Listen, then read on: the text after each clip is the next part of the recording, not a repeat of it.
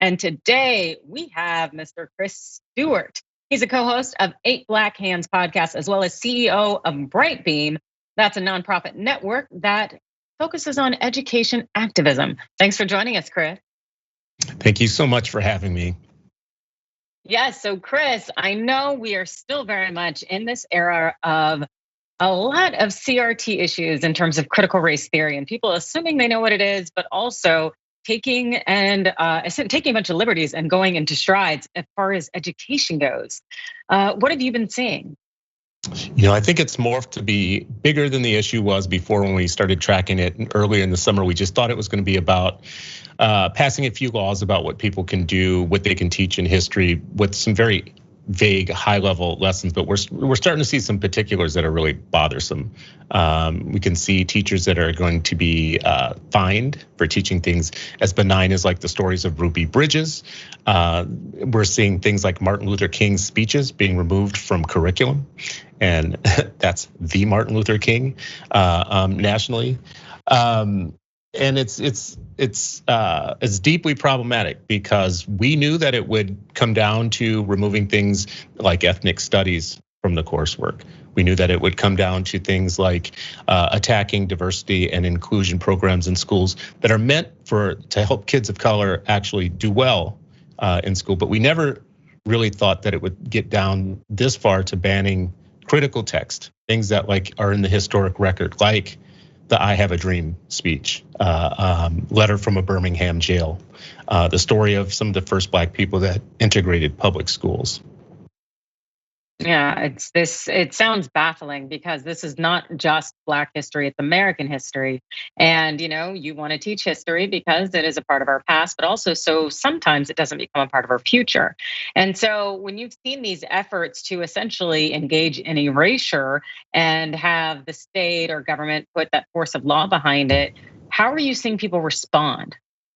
Well, I think that's one of the really more troubling parts is that I don't think that there's enough activism on the ground to push back on the efforts. These are very organized parents that are working with national foundations, very heavily funded organizations to push the anti-CRT fight and battle down to the school and grassroots level. But they're not, I think they're not facing enough community pushback as these parents show up to school board meetings making big demands, demanding what are just, there's no other way to call it, kind of a white lash of proposals to turn the clock back on our history and on the way that we teach things. They're not facing enough resistance. They're not seeing enough counter proposals from parents, and they're not being shouted down enough. Just if I can make it as plain as possible, we have to start organizing. We have to start working with our teachers, and we have to start working with our teachers' unions. We have to start working with people on the ground to be visible, be seen, be heard. And for parents that actually have kids of color or maybe allies, this is mission critical. This is the time to actually show up and participate in your local government. It would definitely seem to be very critical because this erasure, all it does is further and advance white supremacy, and it continues to allow for narratives that do promote white supremacy to infiltrate a lot of people's mindset. And so one thing I would love to ask you in terms of the activism that is necessary, what would you like more people to do? Because I'm sure there are a number of people out there who are thinking, well, I don't have any power, there's nothing I can do. What would you tell people? First of all, you have so much power. You have a ton of power just as a regular citizen, as a parent, as a local person who engages your school board. The next play is really for the forces that are against CRT to start running slates of school board candidates and to start taking over local school boards. That's in their playbook. It's been well documented nationally that this is the play for them. So as people start voting in school board elections, paying attention to who's running, asking questions of candidates, and hopefully also running counter candidates who do care about equity, that really is the play to resist them. It's on the local level, so you can't get any more local than your local school board. Pay attention, watch what's going on with your schools, and also engage your schools. Engage the superintendent, the principal of your own school, your teachers, and find out where your local area is on teaching the true history and where they stand on these particular issues so that you're not surprised when your child comes home and tells you that they have stopped them from engaging in some important piece of work, or they've banned books like To Kill a Mockingbird, for instance. Yes, that definitely sounds an important task that must be undertaken. And something I recall is back in the 60s when we had Brown v. Board, and the Supreme Court said we have to desegregate schools and that there must be integration. I know, especially in the South, it took decades for that to come to pass, in part because we had a lot of white people who were essentially tearing apart the schools and the education system in hopes of avoiding desegregation. And so that ended up having long-term consequences for all of us in terms of education and knowledge and people not getting information that they needed. And so how do you foresee the long-term impact being if CRT, which isn't really even what they're banning, if essentially when they're removing this information in this literature, what do you see long-term, how that's gonna impact individuals when it comes to knowledge? Well, I mean, we just can't make Americans dumber about the government and the history that they live in. And that's exactly what we're on track to do right now, is we are literally removing things from the text or preventing people from learning things that would make them better Americans. And there is a consequence to that. The consequence is you're gonna have less educated people. We saw on January 6th what it means for America to have large swaths of undereducated people who don't understand how government works, who believe in really weird things, the power that they can have to disrupt democracy. That's gonna happen again in bigger numbers if we continue to dumb down what happens in schools. We have to teach kids the truth. We have to teach them the real history so that they don't repeat it.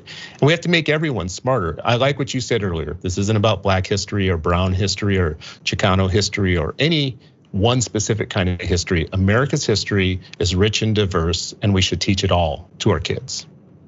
Absolutely.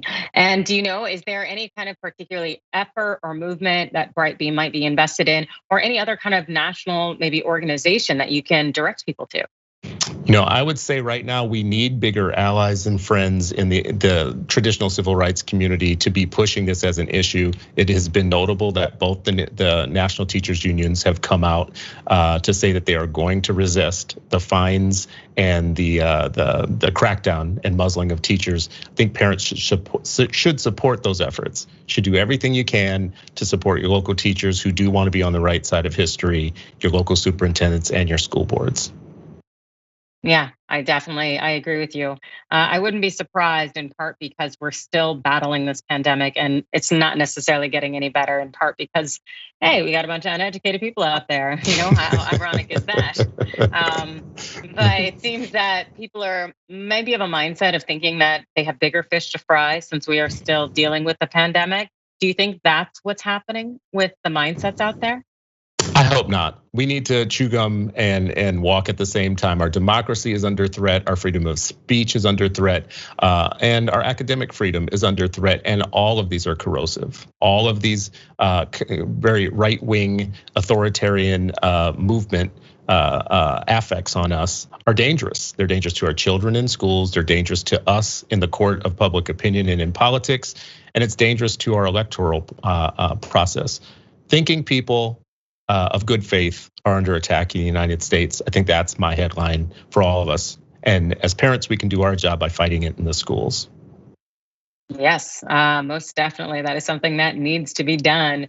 So in terms of what Brightbeam has on the map and what's coming up, I guess give our viewers a little insight. So we are going to be spending a lot of time this year making sure that we lift up the voices of grassroots parents, students, educators, so that the world can hear the unheard parents, the parents that don't always get the shine in popular media, and they're not the ones that you expect to be telling the stories. We need to hear more from low-income districts, low-income families, and Brightbeam is going to be pushing the issue of child justice on behalf of those families and lifting up their voices so everybody can hear them. That is excellent. And so how can more people get involved with all of kind of these movements that Brightbeam is going to be involved in and uplifting? Come to brightbeamnetwork.org. find us, join up, sign up for our various newsletters that we have, and you will get in your email box all of the actions that we are pushing, and you can help us be like good warriors for child justice. Fantastic. And we have just about 1 minute more, so I will open the floor to you. Is there any other notes you would like to drop or any other thoughts? I actually just want us to be strong about making sure that we're keeping our kids safe and that we are following all the guidelines that will keep them safe. We are not through the pandemic the way that some of us seem to think that we are through with it. We don't know what's going to happen at the beginning of school year. We have to be willing and ready and able to be flexible. Maybe all of our kids are not going back to school, or maybe they will need a remote option, but be careful, be safe, be smart, and abide by the science, live by the science. Thank you so much for joining us, everybody. Chris Stewart. Thanks for watching The Young Turks. Really appreciate it. Another way to show support is through YouTube memberships. You'll get to interact with us more. There's live chat emojis, badges. You've got emojis of me, Anna, John, JR. So those are super fun. But you also get playback of our exclusive member-only shows and specials right after they air. So all of that, all you gotta do is click that join button right underneath the video. Thank you.